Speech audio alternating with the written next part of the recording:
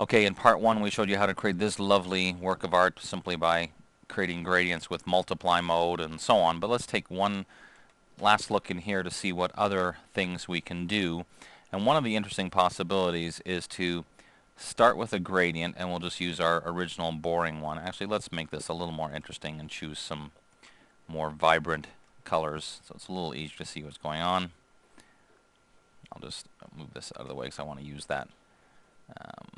Actually, I just want to reference to make sure I'm using a similar kind of color. As you can see, there'll be a slight difference between these two colors.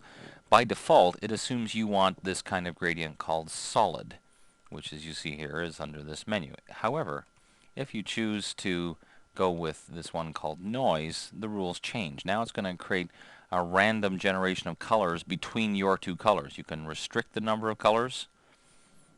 You can play around with the roughness to make either a much smoother or a very crazy hard bunch of colors or somewhere in between.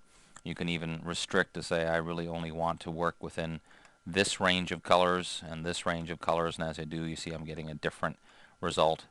So along with creating your own gradient using color stops, this is another interesting way to create gradients, is just simply by creating a noise gradient, play around with settings like the roughness to try and make it somewhat smooth if that's what you're looking for. Again, you may want to have a very noticeable kind of banding effect, and you can play around with RGB. You can be in HSB or LAB and play around with each of these settings, get some effect that you want.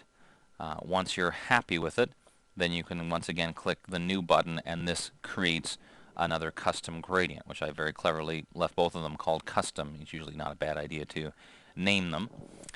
Now, here's the thing. When you have finished these, I now have 3 custom gradients that I've done in my experimentations. And if I do nothing else, those will stay in Photoshop. But I want to make sure I never have to recreate those again, because, as you can imagine, it took a lot of experimenting to get to that point. So what I would do at this point now to make sure I never had to do this over again would go to the Preset Manager. It's under the Edit menu, Preset Manager. And what this dialog box lets you do is, first of all, manage your presets, which again makes perfect sense given the name. So if I go to my gradients, here are the 3 gradients that I just created. I might choose, for example, simply to change the order of them by dragging. You can certainly do that. But the main thing I want to do is make sure I don't have to recreate these 3 gradients. So I'm holding down the Shift key so I can select all 3, and then I choose Save.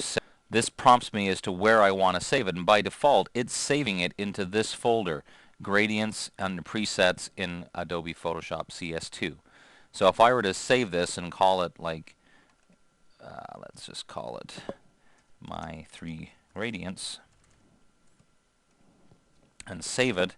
Now if I were to quit Photoshop and restart, every time I pop up this menu of all the different types of gradients, my 3 gradients would be in there. At worst, what it means is I can click the load button and load them back in again. But the bottom line is, this way you create a backup file so you don't have to worry about recreating. So as a result, you can create basically a whole library of gradients that you simply load as you need them. I've said it before and I will say it again like I did last time. Just be cool. It's very easy. Relax. You'll get it. No problems. I'm Dave Cross. We'll see you next time.